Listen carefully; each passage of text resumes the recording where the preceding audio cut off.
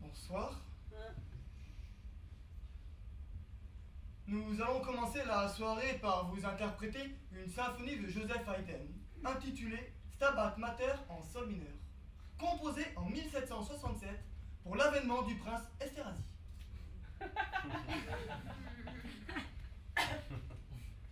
Voilà.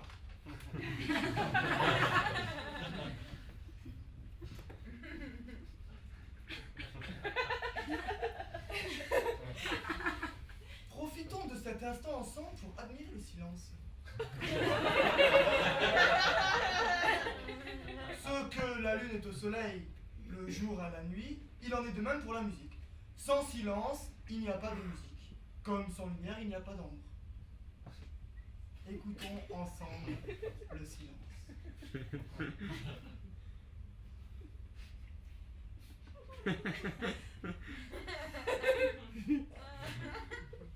Mais qu'est-ce que c'est que ce bruit? C'est pas possible, on ne peut pas avoir du silence.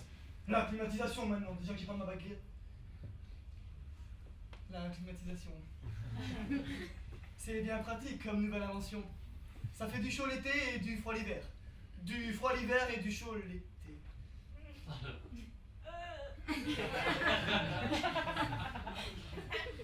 Sans température, difficile de prendre le degré. Comme pour la musique d'ailleurs, sans instrument, difficile de jouer une partition. Même si tout est instrument.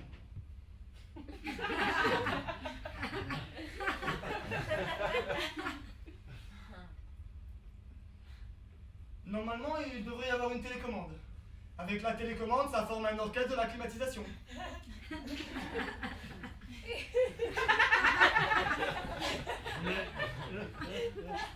C'est important la télécommande. La télécommande, c'est la première chose qu'il faut regarder à la fin. Ce que le rouleau de pâtissier est au pâtissier, le lait à la crémière, le metteur en scène au théâtre, la télévision pour changer de chaîne sans se lever, c'est très pratique. Le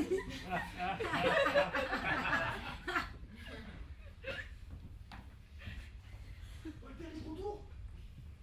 Non, pas encore. Ah.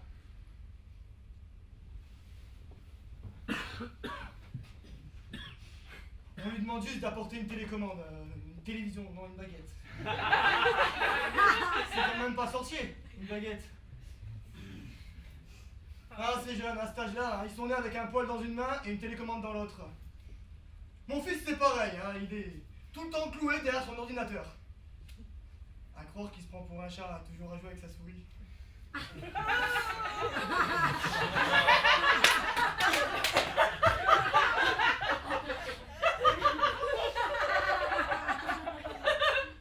Vous connaissez l'histoire des 5 doigts de la main? Non? C'est une histoire que mon père m'avait racontée quand j'étais petit. Vous savez, quand on est petit, hein, après on grandit tous. Si, même s'il y en a qui attendent plus que d'autres. Ah, c'est que moi aussi, j'étais petit. Déjà. Donc, c'est un petit garçon qui va voir son père et qui lui demande Papa, pourquoi on a 5 doigts de la main? Alors le père lui explique que chaque doigt a son utilité et qu'on leur a même attribué un nom. Tu vois, mon fils, nous avons 5 doigts. Le premier, c'est le pouce. Le pouce, c'est un doigt qui sert à faire du stop. Alors le stop, c'est quand tu te mets au bord de la route comme ça et t'attends qu'une voiture s'arrête. Faut vouloir aller quelque part, sinon ça sert à rien. Ensuite, nous avons l'index, mon fils. L'index, c'est un doigt qu'on se sert pour montrer quelqu'un du doigt. Mais il faut pas le faire, c'est mal poli. Ça, j'ai jamais compris. Comment on fait pour montrer quelqu'un du doigt si on peut pas montrer du doigt? Exemple. Tu l'as vu? Celle-là. Non, l'autre. Là. Non, l'autre. C'est quand même nettement moins pratique. Hein. Ensuite, nous avons l'annulaire. Alors, l'annulaire, c'est le doigt qui porte très bien son nom. Il sert à mettre un anneau au doigt. L'anneau est à l'annulaire, ce que le tampax est à la femme. Et le petit doigt, alors le petit doigt il est merveilleux, c'est le plus petit de tous, très pratique, il passe partout, il sert très bien pour se gratter les oreilles. Et vous savez quoi, il paraît même qu'il est magique. On a tous entendu nos parents nous dire une fois dans notre vie « t'as encore fait une bêtise toi, hein? C'est mon petit doigt qui me l'a dit !»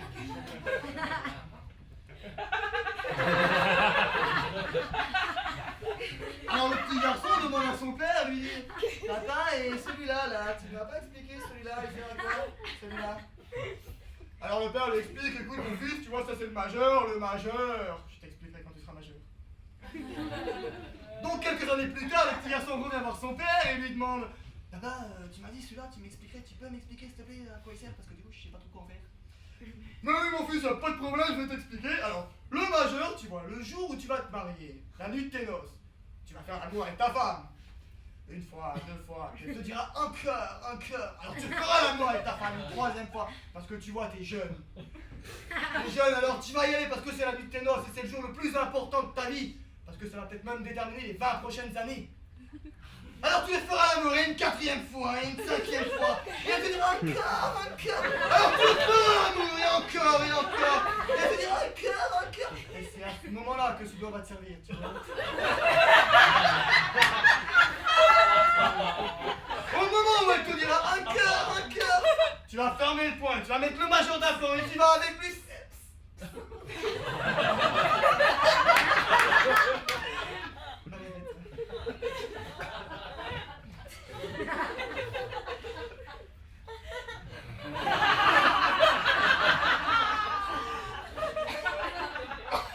Complètement con celui-là. Il est même pas vrai ton pain en plus. Et vous savez quoi, je vais vous en raconter une autre. C'est un petit garçon qui va dans une boulangerie.